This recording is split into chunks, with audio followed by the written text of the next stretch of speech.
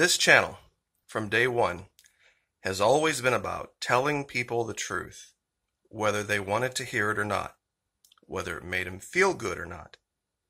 In today's video, I'm going to reveal something for you about Donald Trump that I think a lot of people have forgotten. It was what happened right after 2016. Now, let's start with a question. During Donald Trump's time in business, when he was a CEO of a corporation, do you think he was inclined to accept excuses from his underlings about why they didn't accomplish a certain mission or not? Of course he wasn't. In fact, he made an entire TV show out of telling people that 80% of the job wasn't enough. 75% of the job wasn't enough. You're fired. You had a challenge. You didn't live up to it. So you're fired.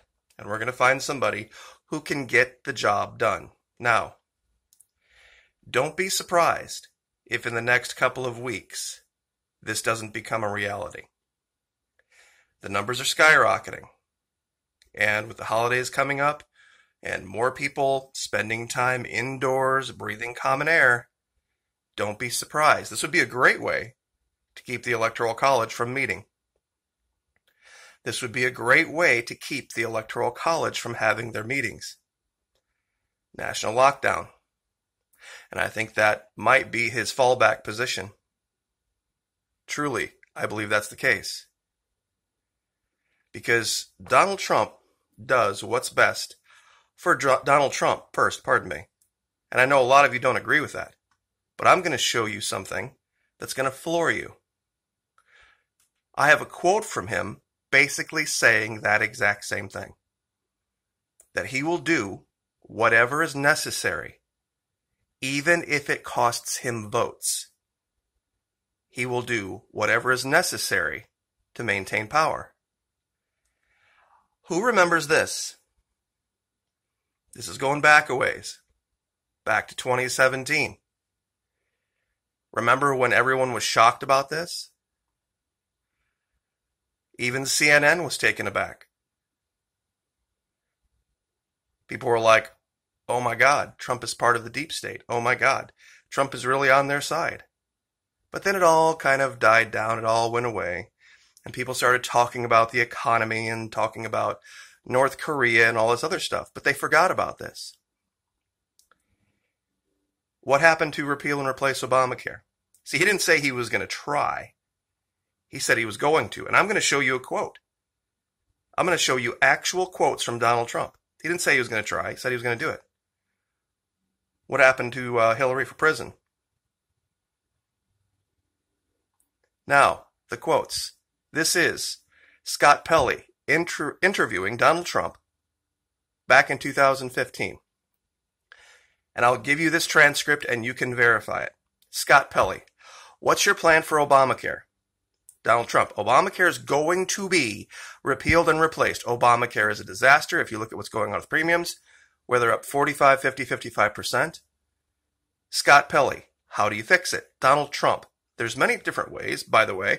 Everybody's got to be covered. This is an un-Republican thing for me to say, because a lot of times they say, no, the lower 25%, they can't afford private, but Scott Pelley, universal health care. Donald Trump, I am going to take care of everybody. I don't care if it costs me votes or not. I don't care if it costs me votes or not. Everybody's going to be taken care of much better than they're taken care of now. So he said, I don't care if it costs me votes. Looking back now, this didn't quite age well. This is from the BBC, and I know a lot of people are like very suspect of the BBC, but these are facts. He has delivered on some of his promises, absolutely. The economy, tax cuts, Paris climate, reshaping the judiciary, but repeal and replace Obamacare? No progress. Border wall paid for by Mexico? No progress. Bombing IS delivered? Okay, that's great. Moving Israel? Military spending? Great. All great. Cutting regulations. But other things, only partially. Trade deals, partially. Ban on Muslims, partially.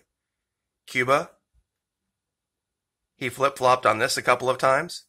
National debt, no progress. Deporting illegals, no progress. Rebuilding infrastructure, no progress. Ditching NATO, abandoned.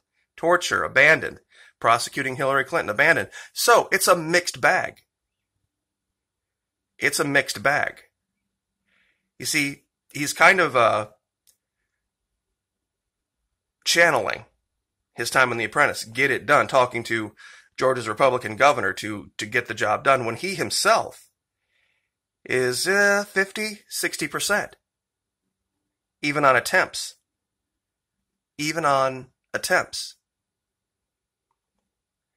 You see, here in Florida, we have actual conservatism. We have conservatives that are so conservative that DeSantis isn't even good enough. They want even more conservatism. And I'd like to play a couple of clips for you, in case you don't believe me or you think I'm taking quotes out of context. Let's start with this one. Hillary has worked very long and very hard over a long period of time, and we owe her a major debt of gratitude for her service to our country. Okay, so this was, of course, Donald Trump after he won back in 2016.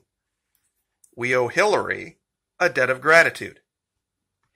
Now you're thinking, okay, he's being magnanimous, it's election night. Let's fast forward. Fast forward to 20 January 2017. I'll tell you, there is something that I wanted to say, because I was very honored, very, very honored, when I heard that President Bill Clinton and Secretary Hillary Clinton was coming today, and I think it's appropriate to stand. And I'd like you to stand up. I'd like you to stand up.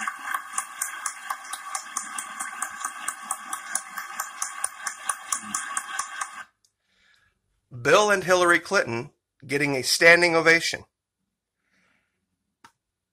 Maybe I'm confused. Maybe I didn't understand what he was running on back in 2016. Wasn't it protecting your Second Amendment rights? More people in this country have had their guns seized through red flag laws since 2017 than were seized under the entire 8 years of Obama. And that's fact. You can look that up. More people in this country have had their guns seized under red flag laws passed during the Trump administration than were seized from all sources 2008 to 2016. Obamacare, nothing done. Hillary, nothing done. Second Amendment, abandoned. So tell me again. Tell me again that this president won't do whatever is necessary to maintain power. He will do anything to maintain power. And if it means putting everyone in lockdown to stop the Electoral College meetings, he'll do it. He will side with the Democrats. They've wanted this for a long time. You know it and I know it.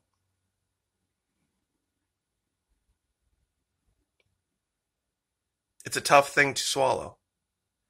It's really a tough thing to swallow, but there's proof. There's proof in the man's history that he said, quote, he doesn't care if it costs him votes. He doesn't care if it's un-Republican. He said in other quotes that it might surprise people to believe I'm more of a Democrat. Paraphrasing. In some ways. And what have we seen? What have we seen? You see, during his time, before the election, he was very libertarian-minded. Meaning, let Michigan do what Michigan wants to do, let Florida do what Florida wants to do, and then let the chips fall where they may. But now that he has a skin in the game, so to speak, that's going to change. That's going to change. And I'll ask you again about your fraud claims. Don't you think, if this were some kind of national conspiracy, they would have rather have had Florida and Ohio instead of Pennsylvania and Michigan?